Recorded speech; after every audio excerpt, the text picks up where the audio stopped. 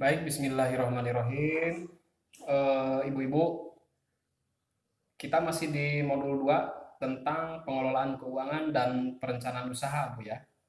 Kita memasuki sesi 7 memulai usaha, Bu ya. Dan sekarang kita berada di langkah ke-6 yaitu mengelola keuangan usaha. Nah, saya berharap ibu-ibu masih semangat, Bu ya.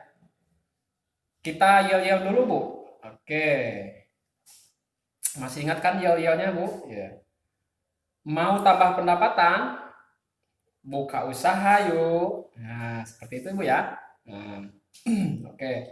Mau tambah pendapatan? Buka usaha yuk. Baik, terima kasih semangatnya Ibu-ibu ya. Em, Sebelumnya Ibu-ibu sudah merencanakan dan menentukan jenis usaha Bu ya. Nah, selanjutnya kita akan mengelola keuangan usaha, ya kan? Nah, kita mulai dengan bersama-sama menyimak tayangan film pendek berikut ini, Bu, ya. Dan cuplikan film tersebut Ibu-ibu bisa dilihat di buku pintar halaman 67, Bu. Baik. Ibu-ibu mari kita sama-sama menyimak film berikut ini, Bu. Untung ada pelatihan wirausaha. Dari situ, saya baru tahu bahwa untuk memulai usaha ada urutan langkah yang harus dijalani. Saya perlu mengumpulkan informasi yang berhubungan dengan ide usaha saya. Berdasarkan informasi tersebut, saya harus menilai bisa tidaknya usaha itu dijalankan. Ternyata, berjualan ikan matang lebih bagus peluangnya daripada jualan ikan segar. Saya putuskan untuk jualan ikan balado. Kata teman-teman arisan, ikan balado saya enak. Setelah itu, saya merencanakan keuangan usaha untuk memastikan usaha tersebut bisa memberi keuntungan. Agar dagangan laku, saya juga merencanakan pemasarannya. Dengan menjalani langkah-langkah tersebut, usaha saya mulai berkembang dan mulai dapat pelanggan tetap. Setiap hari setelah dagangan habis, saya langsung belanja keperluan keluarga dan keperluan dagang untuk esok hari. Tapi, uang untuk beli ikan dan bumbu sering tidak cukup. Lama-lama, jualan saya berkurang. Juga keuntungannya. Kenapa jadi begini? Untung saya diingatkan untuk menyisihkan dan memisahkan uang buat modal usaha esok hari. Dan sisanya baru untuk membeli kebutuhan keluarga. Setiap malam sebelum tidur, semua pemasukan dan pengeluaran saya tulis di catatan kas harian usaha. Tiap akhir bulan, saya isi buku arus kas, yaitu catatan total pemasukan dan pengeluaran bulanan untuk 1 tahun penuh. Dengan cara ini, saya bisa langsung tahu usaha saya tumbuh, mandek, atau malah menciut. Nah, dari film tersebut saya mau bertanya nih pada ibu-ibu, ya. Bagaimana Ibu Lili mengembangkan ide usahanya dan masalah apa lagi yang dihadapinya setelah usahanya berjalan, Bu? Baik, silakan yang mau menjawab, Bu. A few moments later. Baik, terima kasih Ibu yang sudah menjawab, jawabannya bagus sekali. Jadi, salah satu masalah mengembangkan usaha adalah kehabisan uang untuk modal usaha kembali. Untuk menghindari itu, segera sisihkan uang untuk memodali kelanjutan usaha, Bu. Nah, catat dan cek seluruh pemasukan serta pengeluaran usaha berdasarkan anggaran yang dibuat. Nah, informasi ini bisa dibaca pada brosur halaman 11. Nanti brosurnya bisa dilihat, Bu. Seperti ini, Bu ya. Nah, tuh.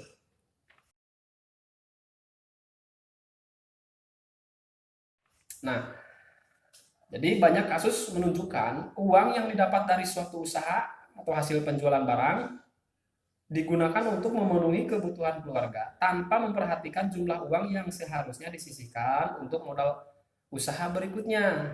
Nah, akibatnya uang yang seharusnya digunakan untuk modal usaha makin lama makin berkurang dan usaha tidak bisa lagi dijalankan. Dalam kasus seperti ini, memisahkan dan mencatat penggunaan uang usaha dan uang keluarga amatlah penting, Bu. Jadi, eh, kalau ibu punya usaha, kemudian hasil dari usaha tersebut itu jangan semuanya digunakan untuk keperluan keluarga, Bu. Jadi sisihkan sebagian pendapatan dari usaha Ibu untuk memodali gitu kan, memodali usaha berikutnya Bu, sehingga usaha Ibu tetap berjalan seperti itu Bu.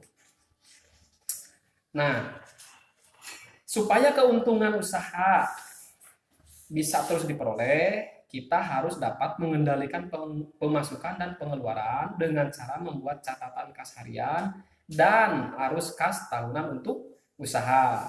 Seperti itu Bu ya. Nah, dalam pengelolaan keuangan keluarga, catatan kas harian mencatat seluruh pendapatan dan pengeluaran keluarga yang dilakukan setiap harinya, Bu. Sedangkan dalam pengelolaan keuangan usaha, catatan kas harian untuk usaha berisi seluruh pemasukan dan pengeluaran yang dilakukan untuk menjalankan usaha. Nah, jadi catatan kas itu antara catatan kas keuangan keluarga dan catatan kas usaha itu tidak boleh disatukan Bu. Seperti ini umpamanya ada anggaran pengeluaran untuk jajan anak umpamanya, itu tidak boleh dimasukkan ke catatan kas usaha Bu. Nah, seperti itu Bu. Berikutnya ibu-ibu silakan buka buku pintar halaman 32 sampai 36 Bu. Di sana ada tabel catatan kas harian untuk usaha Bu. Nah, seperti itu. Nah, di tabel tersebut kita bisa lihat Bu ya bahwa terdiri ya, tabel tersebut terdiri dari tanggal, keterangan, uang masuk, uang keluar dan sisa, ya.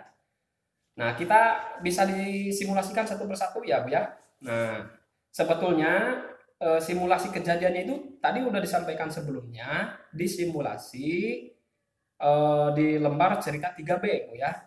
Nah, kita mulai ya bahas satu persatu di tabelnya. Di tabel ini kejadiannya di bulan Februari 2019 Bu. Nah, tanggal 1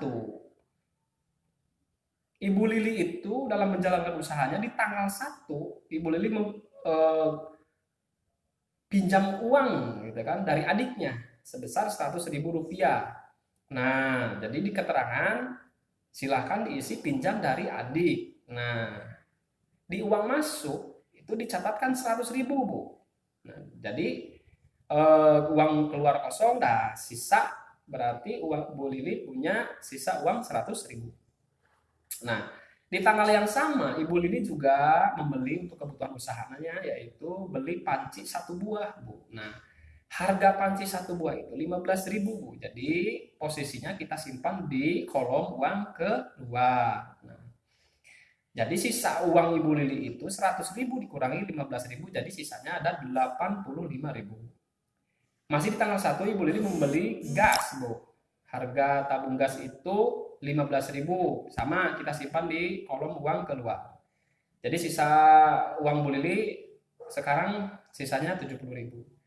Nah, berikutnya beli ikan, harganya 50.000 Bu. Nah, jadi sisa uang masih tadi disimpan di uang keluar ya. Sisa uang Bu Lili jadi 20.000. Nah, kemudian Ibu Lili juga membeli bumbu Bu. Nah, beli bumbu kita simpan lagi di kolom uang keluar, berapa harganya? 20.000. Nah, jadi sisa uang Bu Lili itu sekarang 0. Dan di akhir tanggal 1, Ibu Lili memperoleh hasil dari jual ikan itu 90.000. Nah, jadi kita simpan hasil dari jual ikan tersebut di kolom uang masuk. Yang tadi 90.000 kita masukkan. Jadi sekarang posisinya sisa uang Bu Lili itu sekarang 90.000. Di tanggal 2 pun sama, ada beli panci 1 buah, beli lap, beli ikan, beli bumbu, hasil jual ikan juga ada, itu pemasukannya. Nah, kita terus dari tanggal ke tanggal kita tuliskan dari mulai kebutuhan dan kebutuhan beli ya untuk kebutuhan modal usaha dan dari pendapatan atau pemasukan. Nanti rekap hasilnya di terakhir Bu ya, jumlahnya bisa kelihatan. Nah, bisa kelihatan jumlah akhirnya di tanggal 28 berarti Bu ya. Di tanggal 28 jumlah akhir di kolom uang masuk itu ada 2.560.000. Nah, jadi selama satu periode 1 bulan di bulan Februari 2019, Ibu Lili memperoleh pendapatan sebanyak 2.560.000.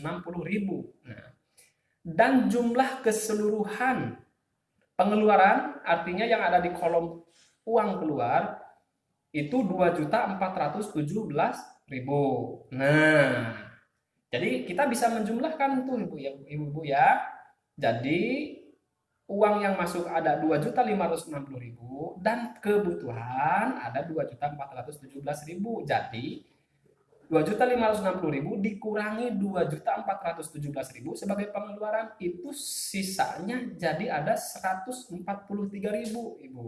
Jadi pendapatan dari hasil usaha Ibu Lili selama bulan Februari 2019 adalah ini memperoleh keuntungan sebesar Rp143.000.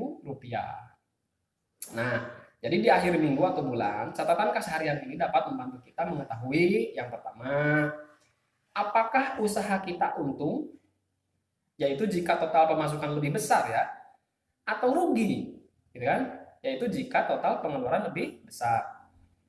Kemudian, apakah pemasukan dan pengeluaran sesuai dengan anggaran yang dibuat?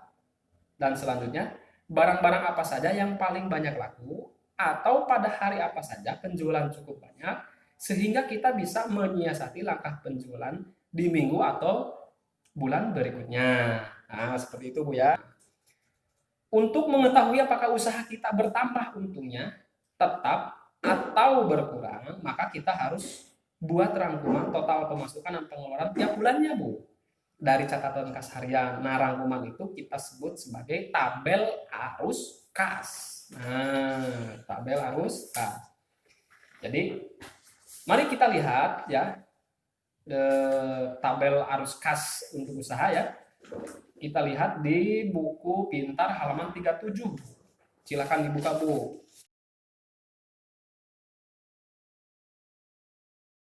Nah, di tabel tersebut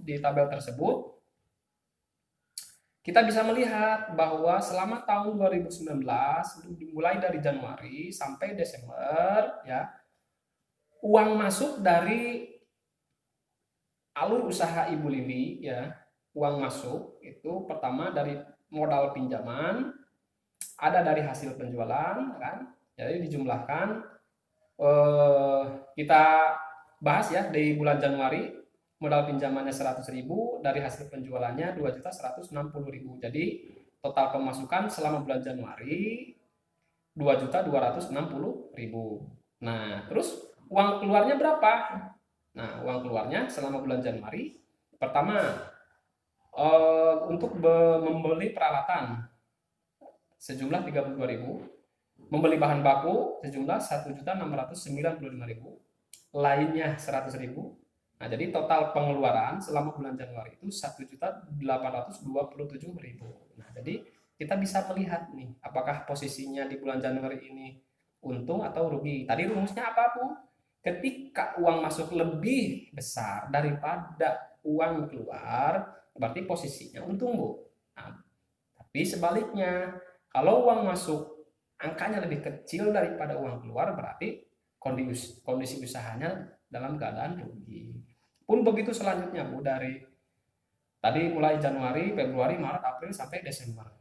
Ya, jadi kita bisa melihat kalau tadi ada catatan kas hariannya ya kan, dari mulai tanggal 1 sampai akhir tanggal di bulan berjalan kan. Terus di arus kasnya juga bisa kita lihat ya, di bulan berjalan itu umpamanya Januari kita ada laba berapa atau rugi berapa, Februari pun sama, nanti dihitung, dan ujung-ujungnya kita bisa merekap juga gitu, untuk 1 tahun kita posisinya untung atau rugi, seperti itu Bu ya.